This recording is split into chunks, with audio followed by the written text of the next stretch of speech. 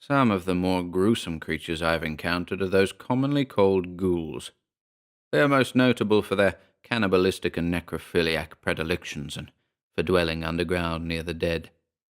I have heard tell of a great variety of these creatures, and encountered quite a few myself. In fact, they appear to have such varying characteristics that I believe there to be several strains of ghouls with different origins. But, in all cases, the unifying characteristic of ghoulishness is behavioral, namely the consumption of the dead. Some of the most bestial ghouls come from the earth's dreamlands, and many of them live on a crag above the Vale of Nath, into which they cast the bones of those they have eaten.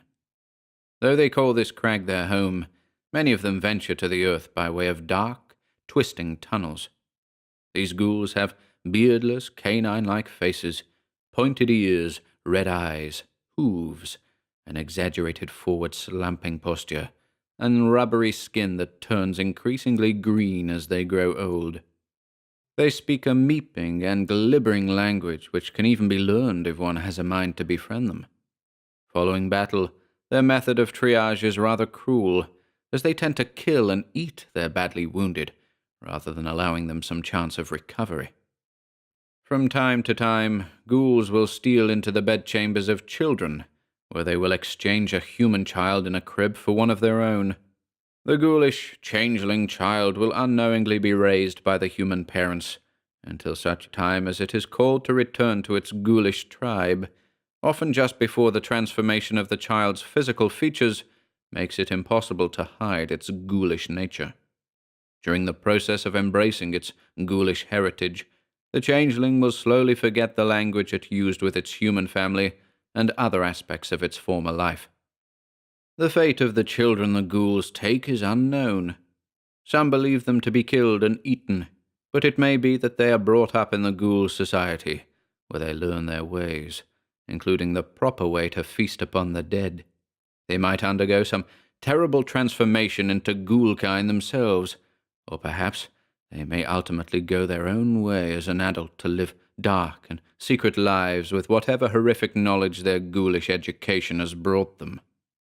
This certainly raises questions regarding whether or not humans and ghouls are indeed separate species. It could be that all ghouls are descendant from humans, or perhaps it is just a subset of ghouls who share human heritage. But, nonetheless, it does seem that the interbreeding of human and ghoul is possible, and there are almost certainly those of quasi-ghoulish stock living among us. I can confirm, however, that perhaps the most disturbing method of ghoulish procreation is through the gestation of their young in the womb of a young woman's corpse. How these dead women might become impregnated I do not wish to think, but I witnessed the birth of a ghoul in this way in a graveyard one night. In the moonlight, I saw the ghoul child claw its way out of the swollen stomach of a disinterred and decaying woman.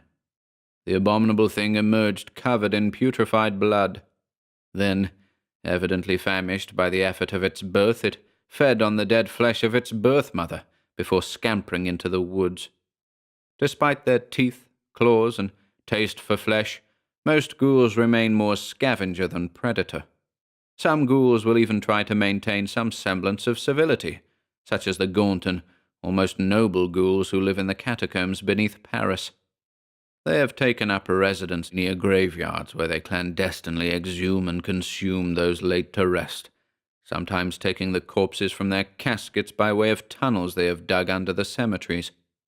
For these ghouls, it is a seemingly constant fight between their internal desire to consume the dead and the desire to be counted among the learned of civilization. For, just as ghouls can vary in physical form, they also vary in cognitive capacity. When I sought out the chieftain of the underground Parisian Ghouls to consult with him regarding certain maps I had discovered, even this creature's calm and scholarly demeanor seemed but a veneer over his brutal nature. It seemed as if he could smell me with a long dark tongue that would slide out from between his teeth and lick his blackened and recessed gums. Other ghouls can be more destructive in their pursuit of dead flesh. I have seen the remains of a cemetery that a band of ghouls had raided. The headstones were overturned and smashed, the ground ripped up, and the caskets disinterred. There the ghouls dined on the remains of the dead. A few ghouls will go beyond even that, especially those possessed or infected by some malady. Those ghouls have no qualms about killing for food. They view humans as prey, just as men view deer or rabbits.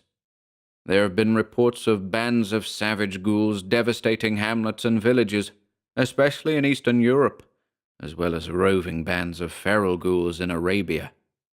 Speaking of which, the ghouls of the Arabian deserts deserve special mention. They have withered skin, the spidery lingerings of blood vessels, and an ooze-like brain. Their own stringy flesh has been drained of color, and now ranges from a pale purple to the tan browns of the desert sands. Moreover, the Arabian desert ghouls are rumored to have the ability to transform themselves into the visage and likeness of the person who they most recently slew. One of the most unsettling encounters I had with a ghoul was when I conversed with one who was distinctly not itself. It appeared to have absorbed something of the personality and memories of a man it had eaten. It was mumbling about things it should not know, in a language it should not speak. It seems that if the spirit of the person the ghoul eats is strong enough, the corpse is freshly dead, and the brain is intact, the soul that had resided in the corpse may temporarily be impressed upon the psyche of the ghoul. An excerpt from The Hidden Horrors of the World, also called The Secret Travels of Prince Peter, written by Prince Peter, Duke of Coimbra.